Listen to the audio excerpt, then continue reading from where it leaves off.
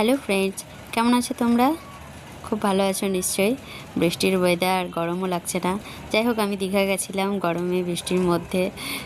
গিয়ে খুব এনজয় করেছি। প্রথমে গিয়েই সমুদ্রে নেমে গেছি, হোটেল থেকে গিয়ে সমুদ্রে নেমে সমুদ্রে খুব এনজয় করেছি। দেখতে পাচ্ছি আমার মেয়ে ওখানটায় বল নিয়ে খেলছে, ওর সঙ্গে আরেকজন আছে ভাই।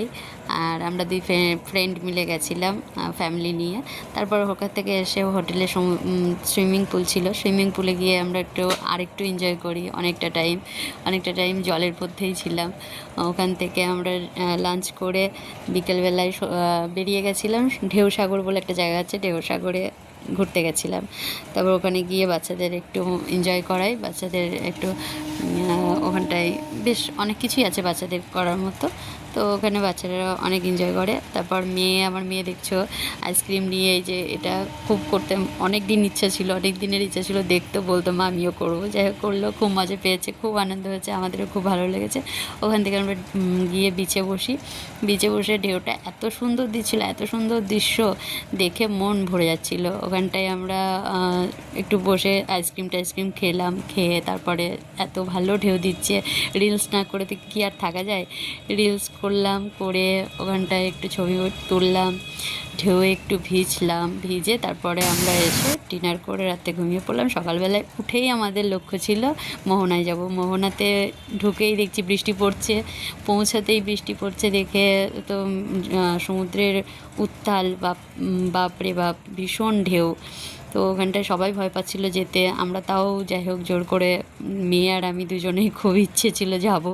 যাই হোক পৌঁছে গেছি। গিয়ে রিলস করতে গিয়ে, মেয়ের দেখছো রিলস করতে গিয়ে ছাতাটা উল্টে যাচ্ছে, হ্যাঁ খুব এনজয় হয়েছে, খুব হাসিও হয়েছে। তারপর যাই হোক খুব বৃষ্টি পড়ছিল বলে আমরা ওখান থেকে বেরিয়ে আসি। আমি 2-4টে ছবি তুলে নিয়েছি, তুলে ওখান থেকে বেরিয়ে এসে তারপর আমরা ওখানে এসে হোটেলে চলে আসলাম। এসে ওখান থেকে আমরা ডিনার করে সকালবেলায় দুপুরবেলায় লাঞ্চ করে তারপরে ওখান থেকে আমরা চলে গেছিলাম জগন্নাথ মন্দির।